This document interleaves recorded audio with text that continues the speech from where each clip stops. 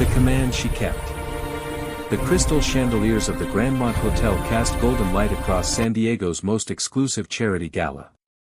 Kira Naveen stood near the champagne fountain, her warm brown skin glowing in the ambient light, her long black hair swept into an elegant twist.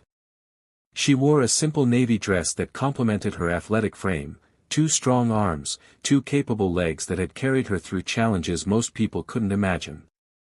"You clearly don't understand how defense contracting works," came a condescending voice beside her. Kira turned her dark, intelligent eyes toward the speaker, Damian Cross, tech mogul and tonight's keynote donor. His pale skin flushed with wine and self-importance as he gestured dismissively at a senator discussing military budgets. "Actually," Kira said calmly, her 5 fingers wrapping around her glass stem, "I believe the senator's point about operational readiness is—" "Please," Damian interrupted, stepping closer. "What would you know about it?" The conversation had drawn attention.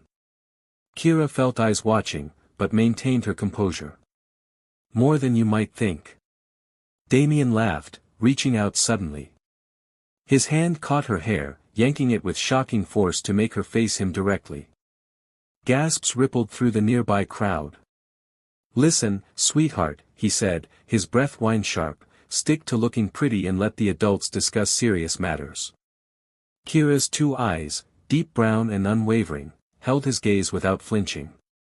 Her hands remained steady, her posture perfect despite the pain shooting through her scalp. The room had gone silent. She reached up with deliberate slowness, her 5 fingers on each hand carefully removing his grip.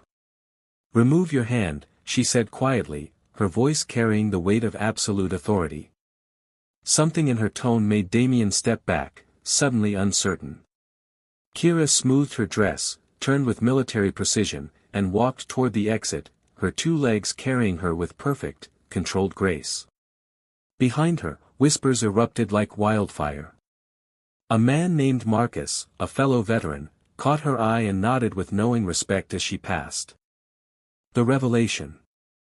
Damian Cross straightened his Italian silk tie, confidence restored by morning sunlight and a strong espresso. Last night's incident seemed distant, almost amusing. The woman had been dramatic, nothing more. "Naval Special Warfare Command," his driver announced, pulling through the heavily guarded gates. Damian gathered his presentation materials, a $340 million defense contract hung in the balance. His company's drone technology would revolutionize naval operations, and today's pitch to the commanding officers would seal his legacy. The briefing room hummed with tension. Officers in crisp uniforms lined the walls, their bearing sharp and attentive. At the head of the conference table sat a figure in navy dress blues, back turned, reviewing documents. "Mr. Cross," an aide announced, "may I present Rear Admiral Kira Naveen, Commander of Naval Special Warfare Development Group." The chair swiveled. Damian's breath caught. Those same dark eyes, that same warm brown skin, now framed by the authority of her uniform. Her long black hair was pulled back in a regulation bun, revealing the elegant line of her neck. Her 2 strong arms rested on the table, 5 fingers of each hand steepled together with deliberate precision. "Mr. Cross," Kira said, her voice ice. "Please, begin your presentation." His prepared speech died in his throat. Around the table, SEAL commanders watched with barely concealed interest. They knew. Everyone knew. Damian's mind flashed unwanted images, those same capable hands that he'd dismissed assembling complex weaponry, her 2 powerful legs running endless miles through punishing training, her 2 unwavering eyes focused through sniper scopes. She'd earned every inch of the insignia on her chest. "Admiral, he stammered. "Last night, I didn't realize." "You didn't realize I was human?" Kira interrupted coolly. "Or you didn't realize women could hold positions of actual authority?" The room's temperature dropped 10 degrees. "Begin your presentation, Mr. Cross," she continued, leaning back. "Let's see if your technology is as impressive as your manners." Damian fumbled with his laptop, acutely aware that his entire future, professional and otherwise, rested in the hands of the woman whose hair he'd pulled. Understanding and connection. 6 weeks passed like purgatory. The contract remained unsigned, pending additional review. Damien had written 12 apology letters, each more desperate than the last. None received replies. Then he stopped writing and started acting. The Veterans Transition Center sat in a modest building downtown. Damien arrived at dawn, work gloves in hand, ready to renovate the facility. The coordinator seemed surprised but grateful for his volunteer commitment. On the third Saturday, Kira appeared. She wore civilian clothes, jeans and a fitted black shirt that highlighted her athletic build. Her long black hair fell loose around her shoulders, and without the uniform's formality, she seemed both more approachable and somehow more formidable. "Admiral," Damien said, straightening. "Kira," she corrected quietly. "Here, I'm just Kira." They worked side by side, painting walls, installing shelving. His 2 hands learned to follow her lead, watching how her 5 fingers measured precisely, efficiently. Conversation came slowly, about service, sacrifice, the weight of command. "Do you know what it's like," she said one evening, her dark eyes reflecting sunset through the windows, "to have every accomplishment questioned?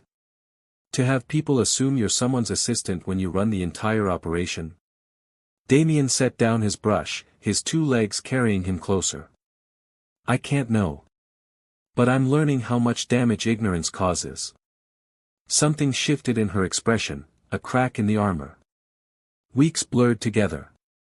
Late nights reviewing blueprints became excuses to sit close, their arms occasionally brushing. Once, reaching for the same document, his 5 fingers covered hers. Neither pulled away immediately.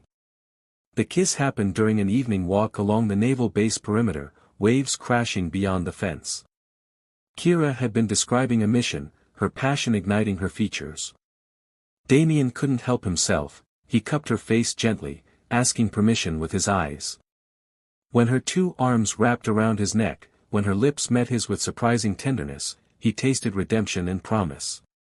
"The contract's approved," she whispered against his mouth. "But that's not why I'm here." "Why are you here?" His hands trembled against her waist. "Because people can change," Kira said, her warm brown skin luminous in the fading light. "And because you actually did." Their second kiss lasted longer, deeper, 2 people finding unexpected grace in second chances. Months later, Damien stood at a military funding gala, publicly advocating for veteran support programs. Kira watched from the audience, her intelligent eyes proud, her 5 fingers of one hand intertwined with his beneath the table. He'd learned what she'd always known: respect isn't given by rank or gender, it's earned through character, and returned through love.